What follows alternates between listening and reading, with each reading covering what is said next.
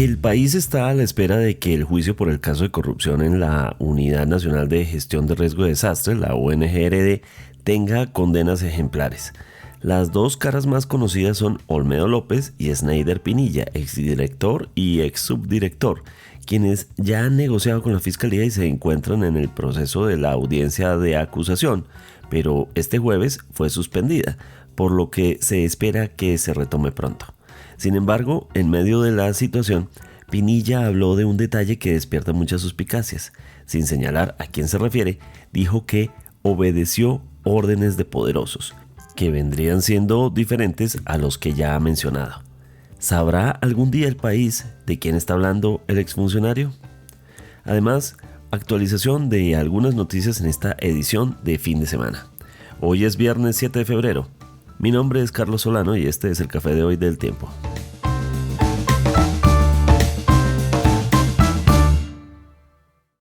El Tiempo es un medio aliado de The Trust Project.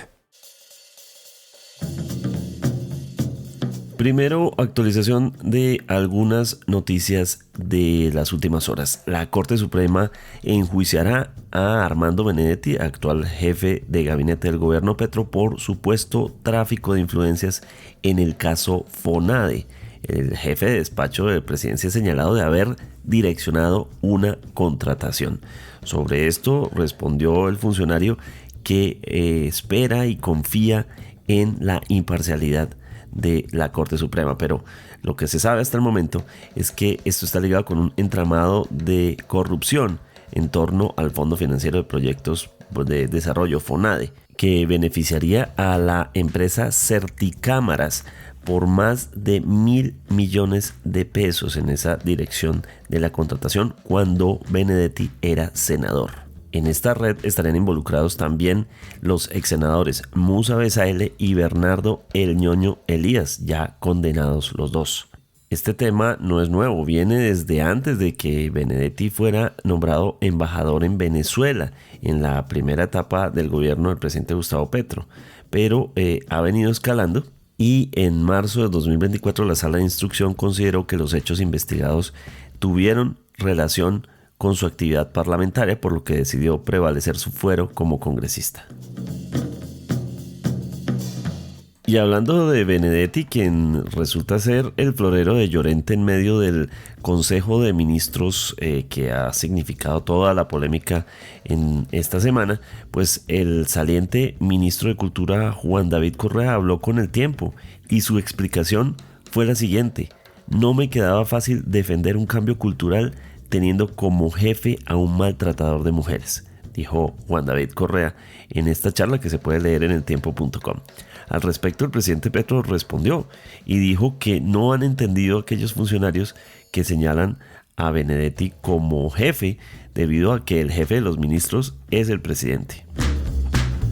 Después de que se conociera la cancelación del concierto de Residente por parte del artista, concierto que se iba a desarrollar en Bogotá el 2 de marzo, financiado por el Estado y que había generado tanta polémica, Holman Morris, el presidente de RTBC, dice que esto es una persecución política contra el llamado Concierto de la Esperanza y que el concierto va a seguir con otros artistas, no con Residente. Este concierto generaba mucha polémica porque se hablaba de más de 3.000 millones de pesos invertidos en un momento en el que precisamente el Estado habla de un plan de austeridad. Residente le dijo a la revista Rolling Stone que después de conocer algunos detalles alrededor del concierto que él no conocía, decidió tomar esta decisión y que prefiere que los dineros se dirijan a artistas locales que lo necesitan. El juez 44 de conocimiento de Bogotá le negó al expresidente Álvaro Uribe su petición de aplazamiento del juicio que comenzó en su contra por supuesto soborno y fraude procesal, de lo que dijo el expresidente Uribe que esto es infame. Sin embargo, el juicio continuará y se espera que el exmandatario hable ante el juez el próximo lunes de manera presencial en audiencia a las 8:30 de la mañana. Tras el anuncio de la empresa Vanti de que va a aumentar los precios de las tarifas del gas natural domiciliario en las ciudades de Bogotá, Medellín, Bucaramanga, Villavicencio, Manizales, Pereira, Armenia, Ibagué y Neiva en más de 36%. Se conoció que no es la única empresa que lo hará. Se sabe que también entrará en ello empresas públicas de Medellín con incrementos entre el 20 y 22%. Además, se espera que entren otras empresas como Efigas en Caldas, Quindío y Risaralda. Además, Gases del Caribe anunció incrementos del 5,2%.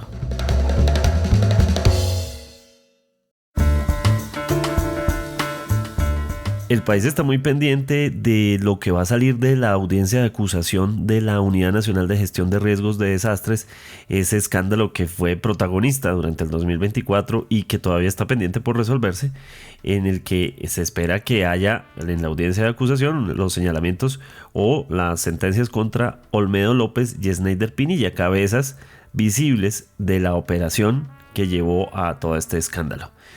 Pero esa audiencia que empezó este jueves fue suspendida en algún punto. Pero hay algunos detalles importantes de lo que ocurrió. Por eso queremos hablar con Sara Quevedo, quien es periodista de la sección Justicia del Tiempo y ha estado pendiente cubriendo esta audiencia. Bienvenida, Sara. Hola, Carlos. Muchas gracias por el espacio. Bueno, lo primero es ¿qué ocurrió durante este jueves? Es decir, ¿cómo podemos resumir esta audiencia de acusación? Sí, Carlos. El Juzgado Cuarto Especializado de Bogotá instaló la audiencia de acusación en contra de algunas de las cabezas del escándalo de corrupción de la Unidad Nacional de Gestión del Riesgo. Ellos, recordemos que habían negociado un preacuerdo con la Fiscalía para tener beneficios judiciales a cambio, pues, de develar los demás implicados en el entramado de corrupción.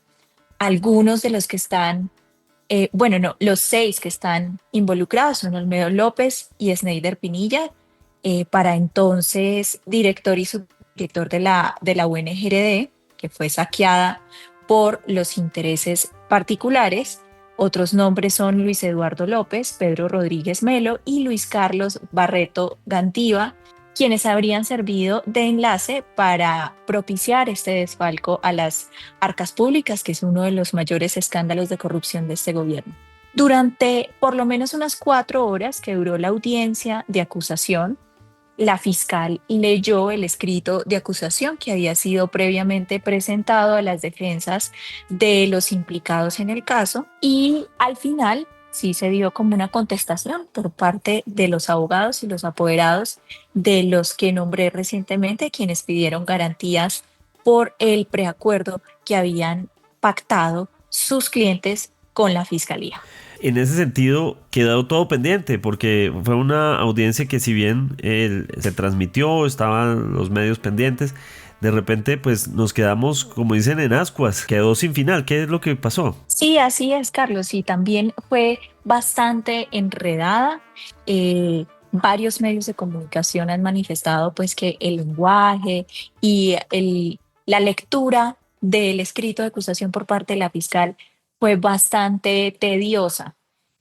Al final, pues, por la hora se suspendió, se va a reanudar el 21 de febrero y allí se va a determinar cuáles son, si existen, los nuevos delitos por los cuales serían imputados los integrantes de este entramado de corrupción de la Unidad de Gestión del Riesgo. Uno de los detalles que llamaron la atención, probablemente el que más llamó la atención, es que Sneider Pinilla se refirió a, sin aclararlo, que recibió órdenes de personas muy poderosas, órdenes de poderosos y que obedeció a esas órdenes para cometer los delitos que hizo. Además de una carta que, si bien no hizo parte de la audiencia, entiendo, pues de todos modos se dio a conocer una carta escrita a mano desde donde se encuentra preso. ¿Por qué quedó esto en el aire y, digamos, a qué se espera que pase a partir de semejante afirmación? Sí, Carlos, uno de los datos curiosos previos a la audiencia de acusación fue esta carta de Sneider Pinilla en la que, además de asegurar que obedeció a poderosos en el entramado, pidió perdón. Pidió perdón a Colombia, pidió perdón a las víctimas, pues por ser parte de este desfalco billonario a las arcas de la nación. Esta carta es importante porque es previo a los compromisos que pactaron todos los implicados con la Fiscalía en el preacuerdo para develar a los nombres de los demás implicados que estuvieron y que hicieron parte del entramado de corrupción. Entonces puede leerse desde esa manera como una garantía al compromiso que pactaron con la Fiscalía para, a cambio de beneficios punitivos, revelar todos los detalles de este desfalco. En este momento, Sara, en el que se encuentran en la audiencia de acusación, ya Snyder Pinilla no podría aspirar a otros beneficios, ¿o sí?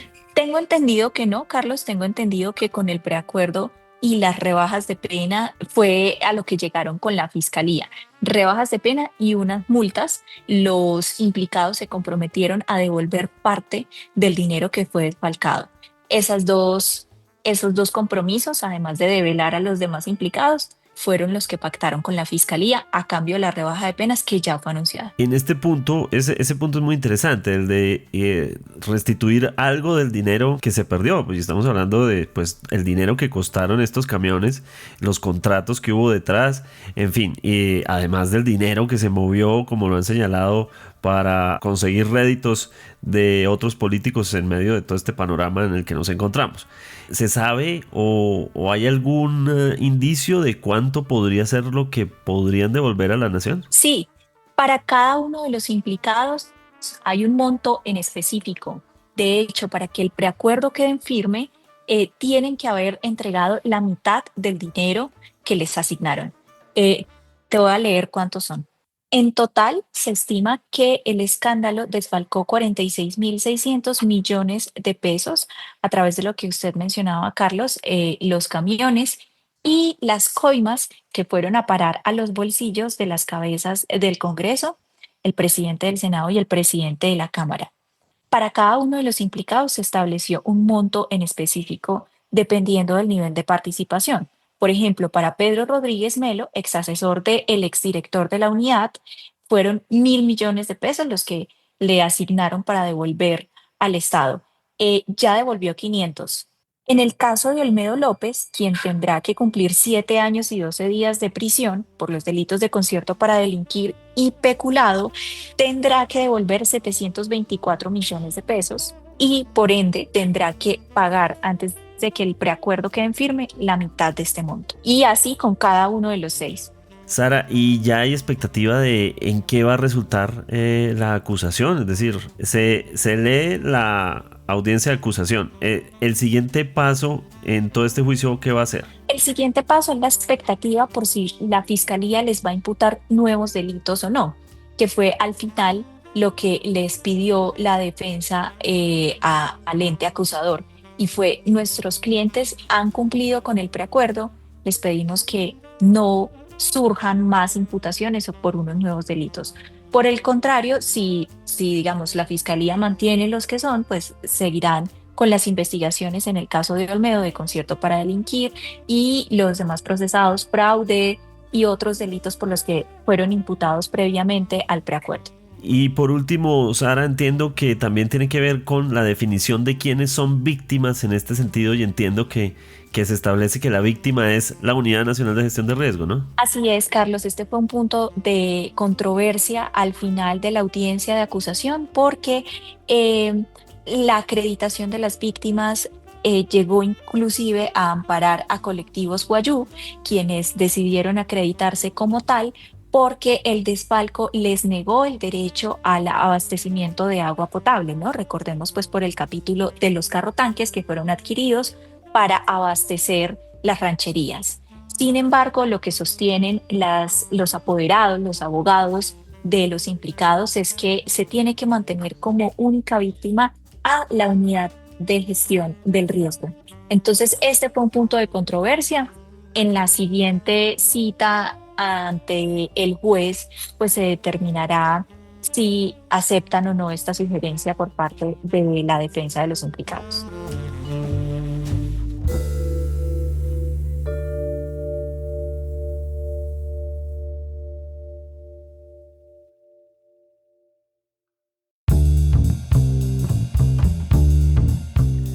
Gracias por acompañarnos en el café de hoy, edición fin de semana. Suscríbase en todas las plataformas de podcast y en el canal de YouTube del Tiempo. Nos encuentran también en Instagram y MX como @podcasteltiempo.